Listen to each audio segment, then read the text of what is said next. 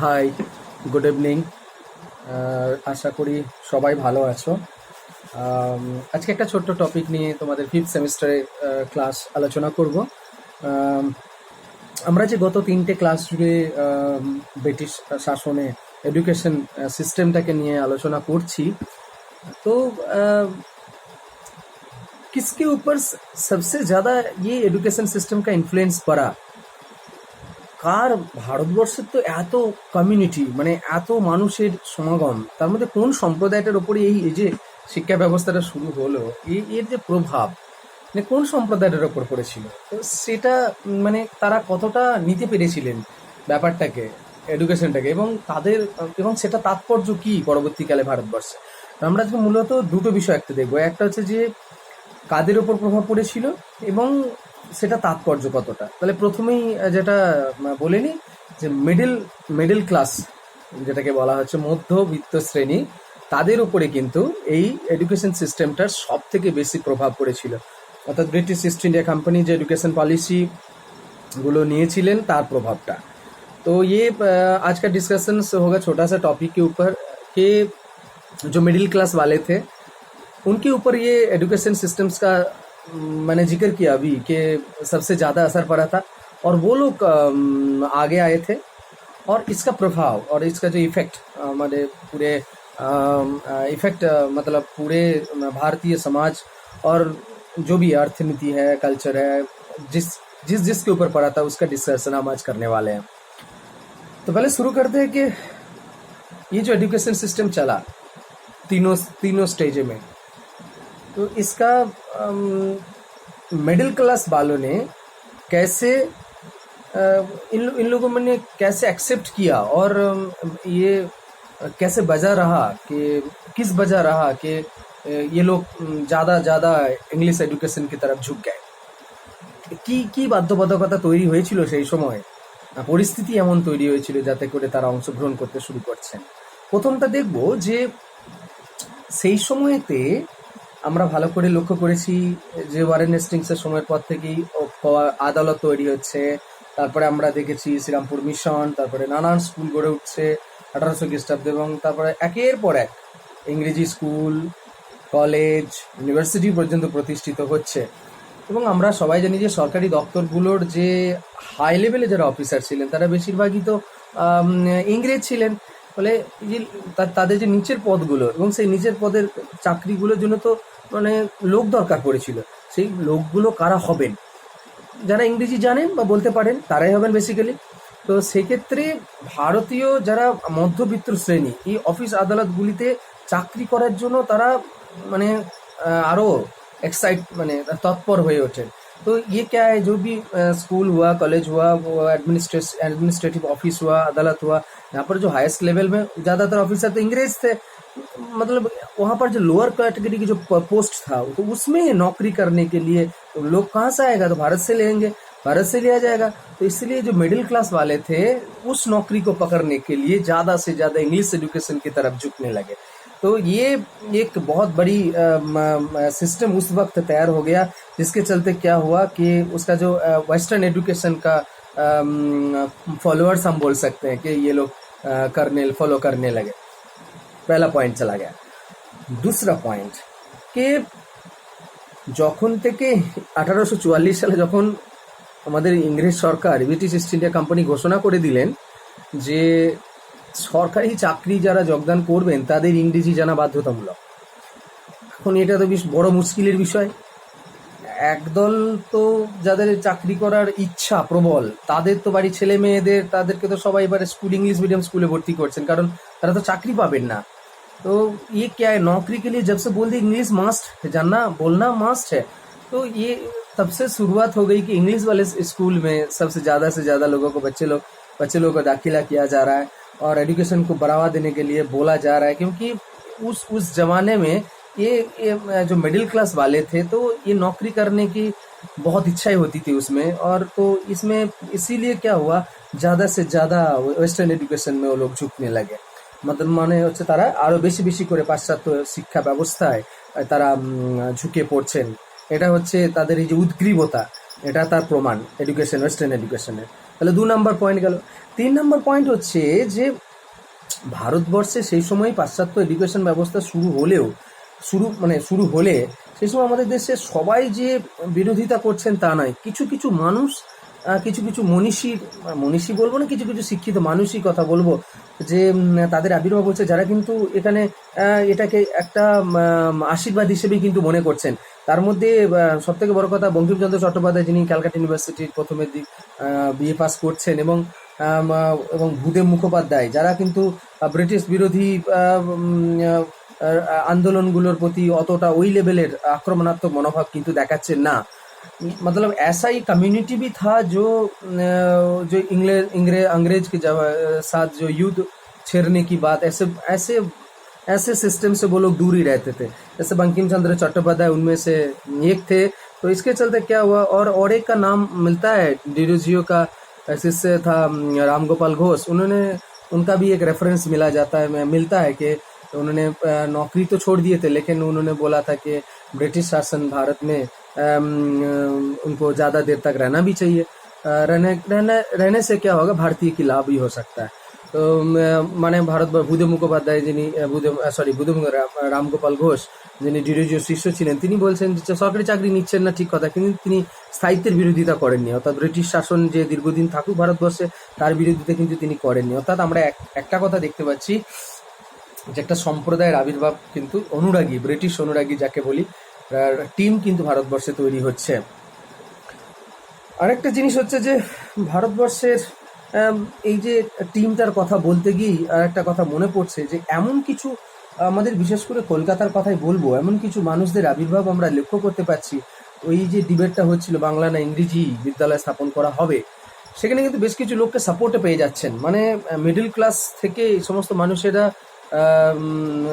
সমর্থন আদায় করে নিচ্ছেন, এবং তারা মিডল ক্লাস ফ্যামিলি থেকেই তারা উঠে আসছেন। রাজা রামমোহন রায়, রাধাকান্ত দেব, রামকমল সেন, বৈদ্যনাথ মুখোপাধ্যায়, ঈশ্বরচন্দ্র, মানে আমাদের ঈশ্বরচন্দ্র বিদ্যাসাগর।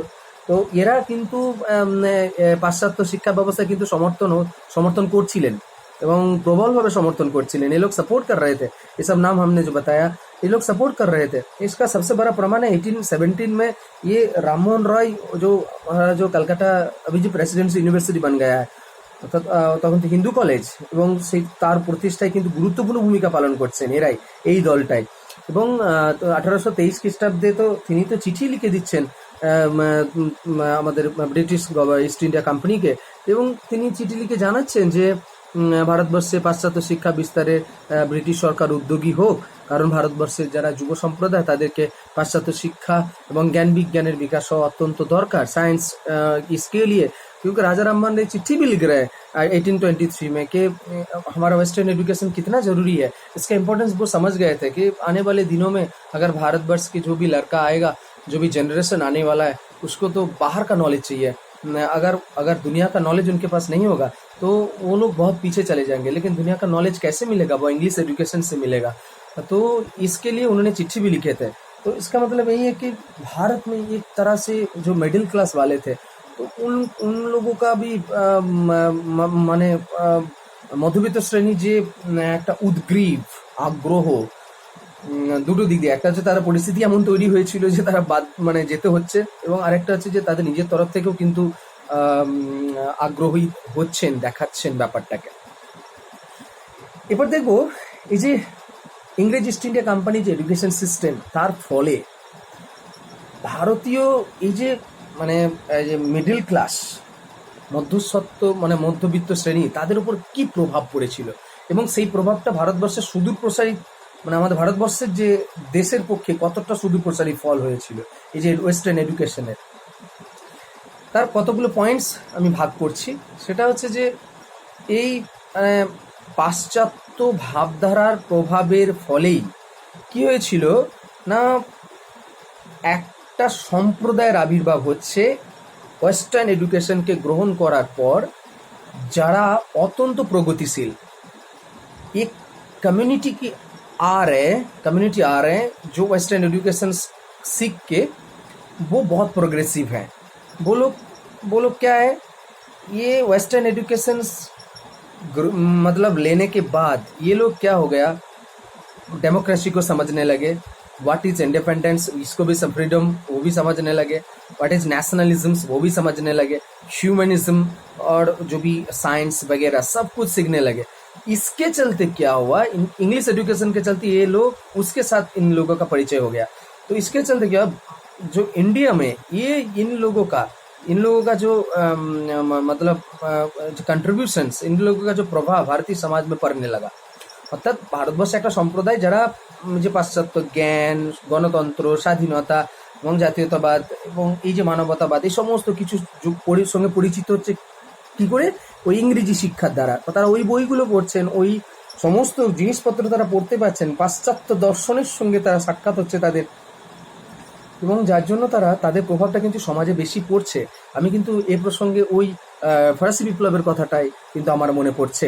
তো 2 নম্বর পয়েন্ট হচ্ছে ফরাসি বিপ্লবের কথা কেন বলছি, কারণ ওই সময় যে দার্শনিকদের যে প্রভাব পড়েছিল ফরাসি সমাজ অর্থনীতিতে, তো এটা বিশেষ করে সমাজ ব্যবস্থায়, তো এটা একটা বিরাট প্রভাব পড়েছিল।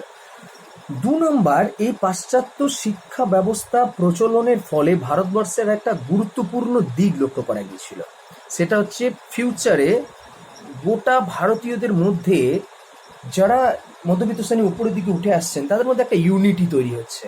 আমরা মোটামুটি সবাই জানি ভারতবর্ষ বিভিন্ন ভাষাভাষীর দেশ, বিভিন্ন জাতির দেশ, এবং এত বিভেদ রয়েছে, তাদের মধ্যে ঐক্য রয়েছে, এবং সেই ঐক্যটাকে একটা মধুর বন্ধনে জোড়া লাগাচ্ছে কিন্তু এই ইংলিশ ল্যাঙ্গুয়েজ। এবং ইংলিশ ল্যাঙ্গুয়েজের দ্বারা যে সমস্ত লিডার্স সেই সময়তে আমাদের দেশেতে আসছেন, এগিয়ে আসছেন, যারা ইংরেজি ভাষায় শিক্ষিত, এবং লিডার্স সেই সময়, আমি বড় লিডার্সের কথা বলবো না, যে লেভেলেই যারাই ইংরেজি শিক্ষা লাভ করার পর বুঝে ভারতবর্ষের তৎকালীন পরিস্থিতিকে অনুধাবন করে এগিয়ে আসছেন, তাদের মধ্যে কিন্তু একটা ইউনিটি তৈরি হচ্ছে। মুম্বাইয়ের সঙ্গে কলকাতার লোক, কলকাতার সঙ্গে মাদ্রাজের লোক, ল্যাঙ্গুয়েজ ব্যারিয়ার্স ছিল এতদিন, সেটা কিন্তু মিটে যাওয়ার ফলে তারা ইংরেজি মাধ্যমে কমিউনিকেশন করছে, যেমন যার জন্য পরবর্তীকালে যে বড় সংগঠন ইন্ডিয়ান লীগ, তারপর আমাদের ইন্ডিয়ান অ্যাসোসিয়েশন, এবং পরবর্তীকালে তো ইন্ডিয়ান ন্যাশনাল কংগ্রেস 1885 এটা প্রতিষ্ঠিত হচ্ছে। তার মানে হচ্ছে যে एक यूनिटी बना जा रहा है। जो लोग अंग्रेजी सीख के आ रहे हैं, वो भारत के किसी भी कोने से हो, वो इंग्लिश लैंग्वेज के थ्रू में क्या है कनेक्शन बना पा रहे हैं, इसलिए क्या यूनिटी तैयार हो रहा है भारत में। इसीलिए तो इंडियन लीग और इंडियन एसोसिएशन, बाद में जाकर इंडियन नेशनल कांग्रेस, ये भी गठन करने में बहुत आसानी हो गया भारत में। और अब उस दौरान ये बहुत जरूरी था, क्योंकि जिस तरह से हम लोग का नेशनलिज्म का, नेशनलिस्ट मूवमेंट, और उससे पहले का जो भी यूनिटी, छोटा मोटा जो भी यूनिटी का सिस्टम बनाने की कोशिश किया गया भारत सभा की तरफ से, या इंडियन एसोसिएशन और जातीय कांग्रेस की तरफ से, तो national Congress, Indian national Congress, तो इसके लिए इंग्लिश लैंग्वेज बहुत ही इम्पोर्टेंट भूमिका पालन किए थे। 3 নম্বর হচ্ছে যে কি হচ্ছে যে একটা দল মধ্যবিত্ত শ্রেণীর, মানে মিডল ক্লাস ফ্যামিলি থেকে উঠে আসা শ্রেণী, যারা অর্থনীতি, সংস্কৃতি, ধর্মীয় প্রভৃতি তাদের মধ্যে একটা চিন্তাভাবনা গড়ে উঠছে, এবং যার ফলে দেশের বিভিন্ন প্রান্তে আমরা লক্ষ্য করবো এই সময়তে কি সামাজিক, কি সাংস্কৃতিক, কি ধর্মীয় আন্দোলন, মানে এটা একটা বিস্তৃত রূপ ধারণ করছে, মানে অন্তত फाउंडेशन तैयारी हो जाচ্ছে। अर्थात इसके चलते क्या हो रहा है कि भारत में ये इन लोगों के अंदर जो है, चाहे वो इकोनॉमी से लेकर, चाहे वो कल्चर को लेके, चाहे वो सोशल माने समाज के सिस्टम्स को लेके, या रिलीजियस प्रॉब्लम्स, या जो भी है प्रॉब्लम्स को लेके जितना भी आंदोलन शुरू हो रहा था उस वक्त, इसके लिए बहुत उसका जो फाउंडेशन तैयार हो रहा था, तो इसकी वजह से, क्योंकि ये लोग वहाँ का एजुकेशन की प्रयोग करने लगे थे यहाँ पर, तो ये मतलब जो हमको बोलते हैं कि प्रोग्रेसिव माइंड वाले आदमी का गठन हो गया था भारत में, तो वो भारत के लिए बहुत अच्छा रहा। আমরা দেখবো যে আর একটা গুরুত্বপূর্ণ পয়েন্ট আমাদের লিটারি ও সাহিত্যের ক্ষেত্রে, যে ইংরেজি বিভিন্ন সাহিত্য আমরা দেখেছি, আঞ্চলিক সাহিত্য এবং গোটা বিশ্বজুড়ে আঞ্চলিক সাহিত্যের যে প্রভাব দেখেছি। ভারতবর্ষে ইংরেজি যারা শিক্ষিত হচ্ছেন, তারাও কিন্তু তারপর থেকে অনুরাগী হয়ে পড়ছেন, আঞ্চলিক ভাষা সাহিত্য রচনা করবেন, এবং সেখানেতে কিন্তু আমরা দেখতে পাচ্ছি যে বহু ভাষায় সমস্ত সাহিত্যগুলো ইংরেজিতে ট্রান্সলেট হচ্ছে, এবং এমনকি আঞ্চলিক ভাষা সাহিত্য তারা আরও নানান ধরনের জাতীয়তাবাদী চিন্তাভাবনার সঙ্গে যুক্ত নানান সাহিত্য রচিত হচ্ছে, এবং যেটা কিন্তু আমাদের वेस्टर्न एजुकेशनरी একটা বড় প্রভাব। अगर ये भी एक नेशनलिस्ट लिटरेचर जो है वो आने वाले पीढ़ी को देने वाले जो लिटरेचर थे, अंग्रेज के विरुद्ध अंग्रेज के विरुद्ध जो लड़ाई लड़ने वाला कविता और जो भी नेशनलिस्ट मूवमेंट के लिए जो भी लिटरेचर तो बहुत इंपॉर्टेंट रोल प्ले करते हैं किसी भी समाज के लिए, जैसे फ्रेंच रेवोल्यूशन में किया था। तो इसके चलते क्या हो रहा था, बहुत सारा टेक्स्ट इंग्लिश में रचना हो रहे थे, बहुत सारे कविताएं रचना हो रहे थे जो इन मतलब भारतीय को इन्फ्लुएंस करने में बहुत मदद हो रहा था ন্যাশনালিস্ট মুভমেন্ট में। তো আর একটা হচ্ছে সেটা হচ্ছে যে রেনেসাঁস অত্যন্ত ভাইটাল গুরুত্বপূর্ণ জিনিস। রেনেসাঁস আমি এই কথাটা বলছি বাংলাতে যে আমাদের যে 19 শতকে যে বাংলায় যে নবজাগরণ হয়েছিল ভারতবর্ষের সঙ্গে সঙ্গে বাংলায় বেশি প্রভাব দেখতে গিয়েছিল, এবং এই নবজাগরণের পিছে কিন্তু ভারতবর্ষে এই মধ্যবিত্ত শ্রেণী কিন্তু সব থেকে গুরুত্বপূর্ণ ভূমিকা পালন করেছিলেন। কারণ কারণ এরা ছিল পাশ্চাত্য ভাবধারার আদর্শে বিশ্বাসী, এবং যার জন্য তারা পরপর দ্রুত গতিতে সাংস্কৃতিক ধর্মীয় যে জীবনে বিপ্লব এনে দিয়েছিল এই ইংলিশ এডুকেশন। কারণ এই ইংলিশ এডুকেশনের প্রভাবেই আমরা দেখেছি যে কলকাতা এবং বিশেষ করে কলকাতাতে যে নবজাগরণের প্রভাব আমরা সব থেকে বেশি দেখতে পাই, তারা কিন্তু কম বেশি সবাই ইংরেজি শিক্ষিত। আর একটা মানে আমি শেষে যেটা বলবো যে পাশ্চাত্য শিক্ষার প্রভাবে ফলে আমাদের দেশে আর যেটা সব থেকে বড় ভূমিকা নিয়েছিল যে আমাদের ফিউচারেতে যতগুলো মানে জাতীয় আন্দোলন মানে শুরু হচ্ছিল, সেই মানে শুরু হওয়ার পিছনে কারা নেতৃত্ব দিতে শুরু করেছিলেন সেটা আমি হিন্দু মেলা থেকে শুরু করে বলবো।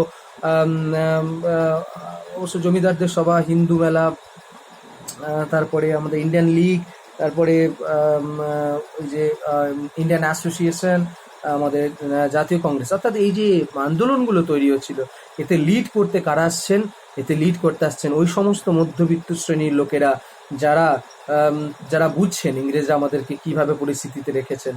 तो ये उन लोगों के समझ में था कि जो लोग अंग्रेजी जानते थे, जो लोग अंग्रेज के सिस्टम को पता चल गया था, उन लोगों की मंशा को पता लग गया था, यही लोग सबने आए थे, एज ए लीडर आए थे। इसके चलते ही तो जमींदार लैंड होल्डर्स एसोसिएशंस जो भी है, हिंदू मेला और इंडियन लीग और इंडियन एसोसिएशंस और इंडियन नेशनल कांग्रेस, ये जो लीडर्स थे, सब लीडर्स वहीं से निकल के आए थे जहाँ जिसके घर में परवरिश इंग्लिश एजुकेशन से हुआ था।